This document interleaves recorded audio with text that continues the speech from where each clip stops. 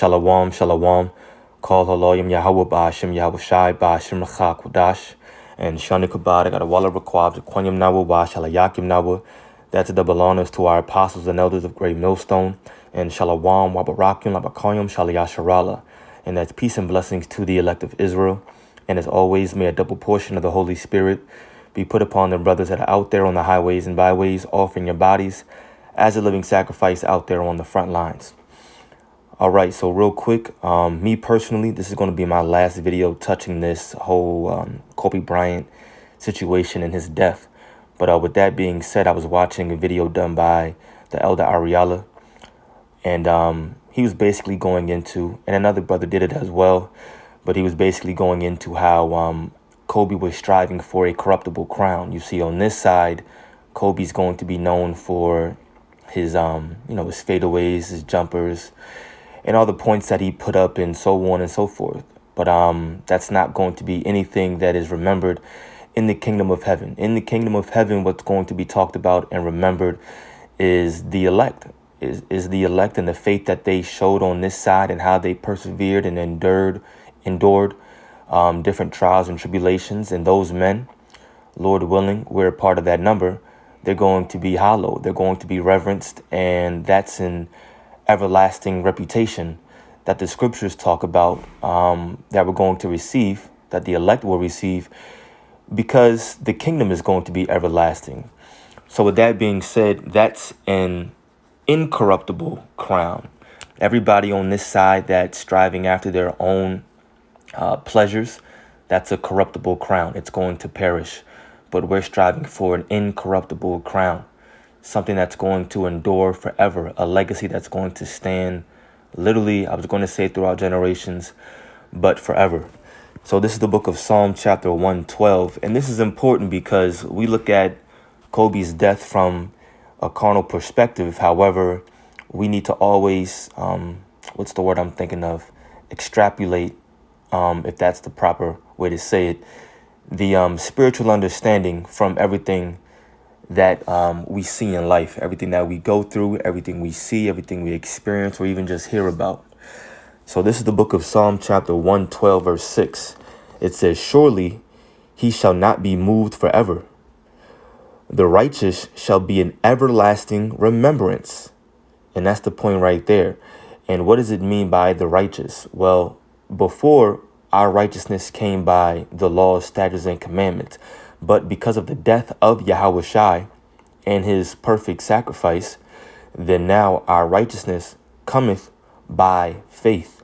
So the faith that we show, that we display every single day, making these videos, showing brotherly love out there on the highways and byways, offering our bodies as a living sacrifice, all of that shows who the righteous are, because we're putting in works because we have the faith. And that's what makes us righteous. And so it says that we, Lord's will, if we endure, shall be an everlasting remembrance. And that everlasting remembrance is going to be not just on this side, but in the kingdom of heaven to come, which by default, the kingdom of heaven is a nation of Israel, or the kingdom of Israel. And we're going to get that as well. And that's going to be on earth. Verse 7 says, "He shall not be afraid of evil tidings. His heart is fixed, trusting in the Lord." And that's the point. His heart is established. He shall not be afraid until he sees desire upon his enemies. Verse 9, "He hath dispersed, he hath given to the poor. His righteous endureth forever." You see, his horn shall be exalted with honor, and we're going to be reverenced. The elect are going to be honored. They're going to be hallowed, as it states in the book of 2nd Ezra, the 2nd chapter. Let's jump over there really quickly. Let me go here. Boom, I'm already there. 2nd Ezra chapter 2. And we're going to start reading. We're going to start reading at maybe verse 42. This is for the law, number of children. Nope, verse 41. Why not? It says, "The number of thy children, whom thou longest for, is fulfilled. Beseech the power of the Lord, that thy people, which have been called from the beginning, may be hallowed." This is referring to the elect. I, Ezra, saw upon the Mount Sion a great people, whom I could not number, and they all praised the Lord with songs. And in the midst of them there was a young man of high stature, taller than all the rest, and upon every one of their heads he set crowns, and was more exalted, which I marveled at greatly.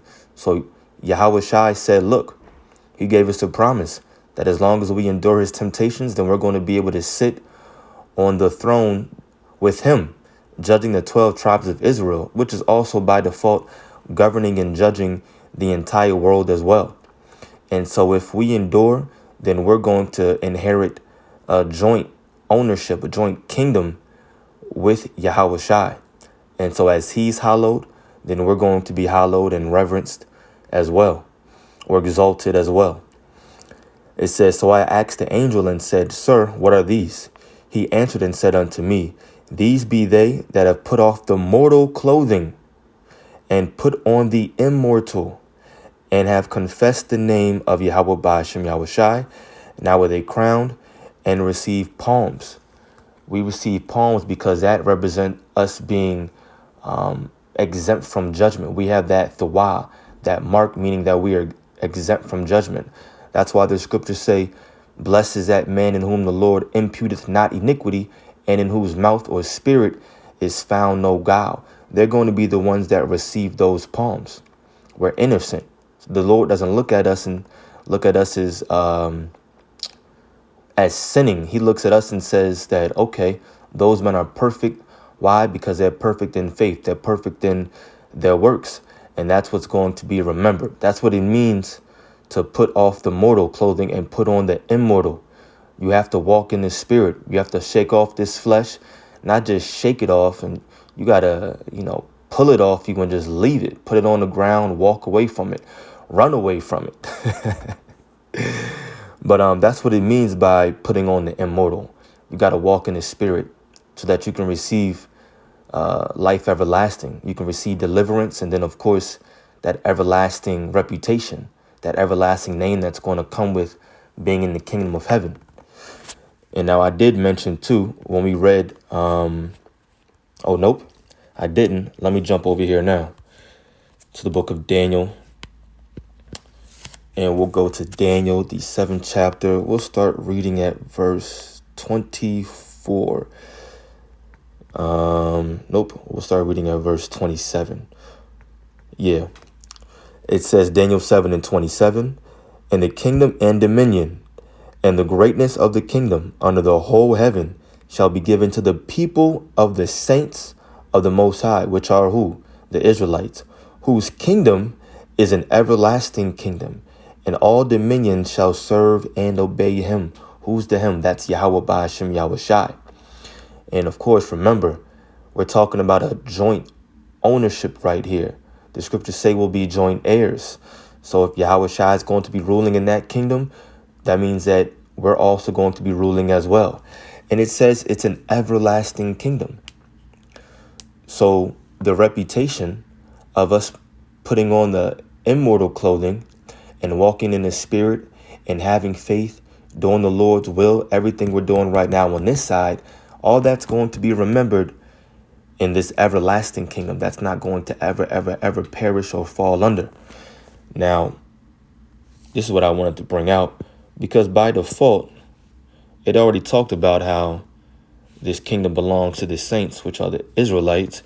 But just to bring it out even further, Acts chapter 1, verse 6, when Yahushua died and then he rose and came back, he showed himself only to his disciples. And this is what they asked. Acts 1, verse 6.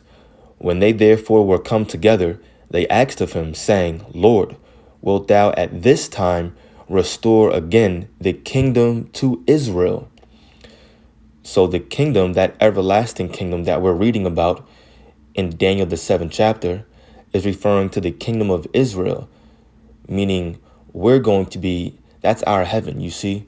We're going to be in heaven. We're going to be on top. And the other nations are going to be put down, specifically for 1,000-year period. And then after that, the other nations, excluding the Edomites, who are going to be completely destroyed off the map, according to the book of Obadiah, But the other nations after the 1,000 years are going to be still under us, but not in captivity anymore. They're going to have to abide by the laws, statutes, and commandments, and we're going to govern them. You see? So that's what we're looking for. We're looking for power. We're looking for that joint ownership with Yahweh Ba'ashem Yahweh Shai. And we're looking for this everlasting reputation, an everlasting name. Okay, we don't want a corruptible crown. And I'm going to grab one more scripture now, and then I'm going to close out. This is the book of Matthew, chapter 19. Oh, hold on. I know there was a word I meant to look up. It's all good. Matthew 19. And I'm going to jump right to the point, verse 29. And every one that hath forsaken houses, or brethren, or sisters, or father, or mother, or wife, or children, or lands, for my name's sake, shall receive 100-fold, and shall inherit everlasting life. Because we're not going to see death. Of course, you're going to have some martyrs, but for the most part, majority of the elect are not going to see death. They're going to see the Lord's deliverance, his salvation. And then on top of that, we're going to do what? We're going to inherit that kingdom, which is going to be an everlasting kingdom. Now, because I said I want to look up a word, I'm sure it was this, just in the, in the Old Testament. Oh, man, I have to do it one more time. So good.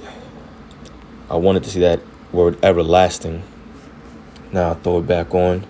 Everlasting in the Greek is ainos, one of those. And it says, without beginning and end, that which always has been and always will be, without beginning, without an end. And that's really what it is. The kingdom of heaven, the nation of Israel being on top and ruling and governing the entire world, is going to be a power structure without end. It's going to be like that forever, literally forever. And that's why I wanted to look up everlasting in the Old Testament, but it's okay, it's past, because when you do look it up, it says Ilam. You have an I, a La, and a Ma. It's Ilam, and it says forever. So we're talking about a reputation that's going to last forever. But to get that reputation, it starts on this side. It's not going to happen in the kingdom, boom, day one. No, that reputation that's going to be looked at in the kingdom starts with your thoughts and your actions right now on this side. So we have to always remember that. Keep in mind our first love, wisdom. What are we striving for? To be a part of that number, 144,000. So with that being said, I do pray that this video was edifying to the elect. Call Allah, Yahweh Ba'ashem Yahweh Shai, Ba'ashem L'chakudash. Double honors to our apostles and elders of Great Millstone who rule well. Peace and blessings to the elect. Shalom.